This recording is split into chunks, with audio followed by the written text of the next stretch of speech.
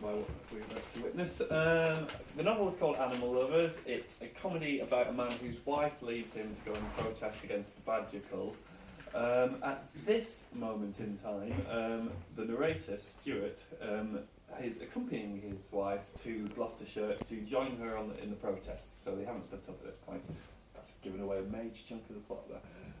So he's gone to Gloucestershire with his wife, and they're getting ready to go and save the badger. And they're also facing a fair amount of hostility from the locals, most of whom are very pro the badger cull.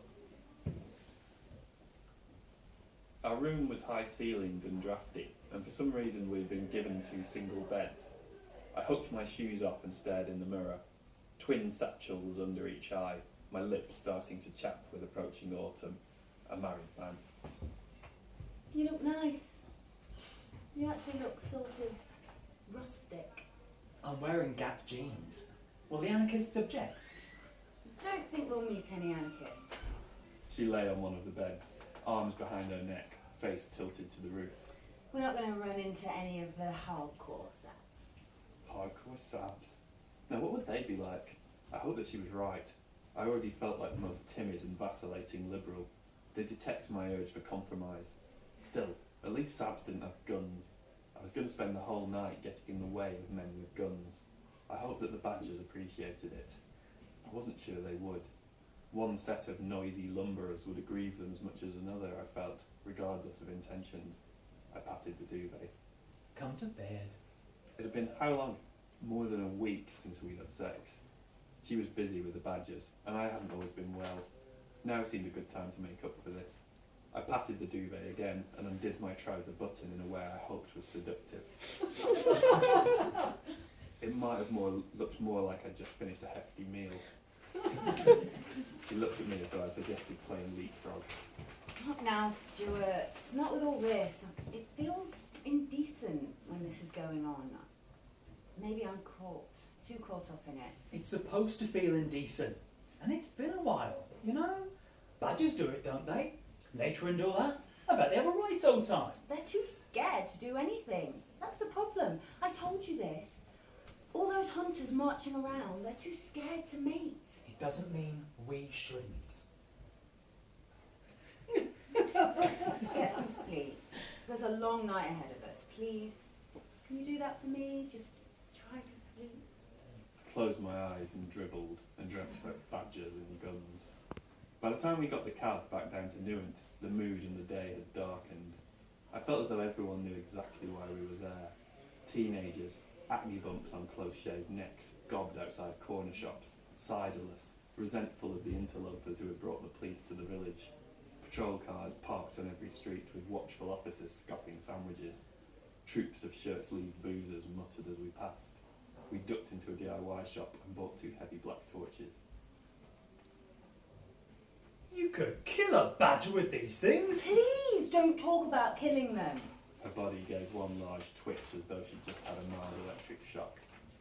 Would you do it? If you had to, though. You know, if it was ill, or if it came down to you or the badger. Please, shut up. Reckon I could do it. If it was injured, I mean. I hope that I don't have to. You almost certainly won't. You're supposed to call a vet, not... Please, just stop. I put my hands in my pockets. We went into a pub, the Rose and Crown. Honeysuckle on the walls, a swinging hand-painted sign, an A4 poster in multiple ugly fonts, advertising Dave Elvis Fenton's upcoming gig. I was nervous, I admit. I thought the place would be full of farmhands, drunk on the blood of mammals, ready to show practical opposition to any drippy, squeamish urbanites they saw. It wasn't quite that bad. They seemed ruddier variants than your typical pub-dwelling bloke. I sensed hostility all the same. The barmaid was a teenage girl, who I thought would be sensibly unconcerned with rural politics, but might, for all I knew, be courting some badger-slaying lunk. Glass of Pinot, glass of the house white, and a pint of the... I pointed at the beer, certain that I would not be able to convincingly say its name. The, Licky Miller and Scampi and chips. Marie was frowning in a new way she had developed. It was a frown, I felt, of conscience. They haven't anything veggie. There's Scampi. They've got fish and chips.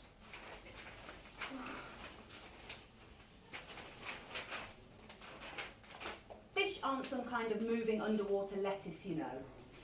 Cod isn't an aquatic cabbage. They're not really animals. They haven't any fur. I think I should go vegan.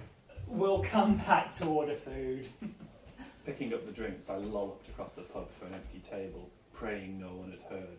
We sat down, Marie glancing distastefully at the menu, her blue eyes showing the saintly spiritual fervour they seemed to have gained of late.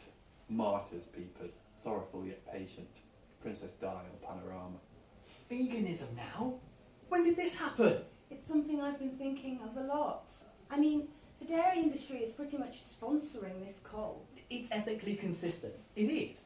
But I like cooking for us. I like cooking for you. And I like cooking with cheese. Sometimes milk, cream, butter too. Eggs. Eggs are important. All those calves they have to slaughter. Don't talk so loud about that. Why shouldn't I? Do you think the civil rights movement was scared of upsetting people? Anyway, no one cares. I wish they did. They probably care about the sick cows. An unhappy silence came over us. I felt she sensed I didn't care. Well, I did care. I just cared more about her. Are you really thinking of going vegan? I really think I have to. Okay. I'm going to say something that might irritate you now. You could just not. You could just not say it. I'm going to say something. Really, I think you might want to consider not saying anything. I'm going to. I probably know what it is anyway. In which case you'll be able to temper your annoyance and prepare yourself. If you say what I think it is, then I will still be annoyed. I'm going to say it all the same. Okay? Do you think this might be an eating disorder?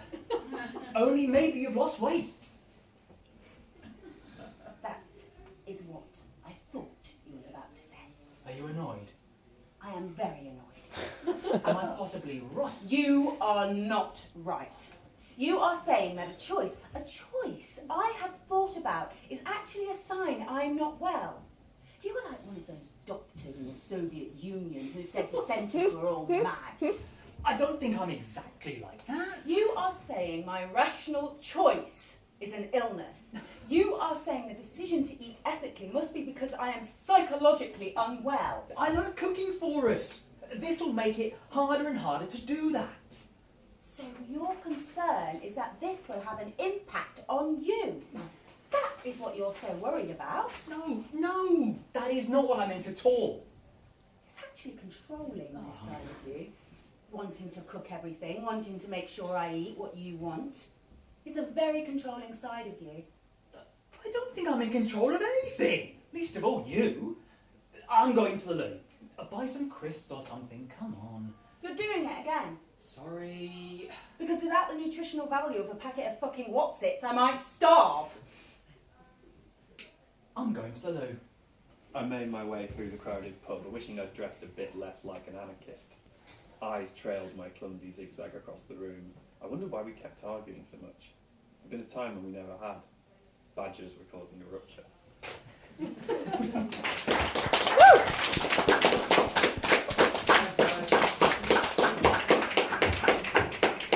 And the book is available at the back, as you know.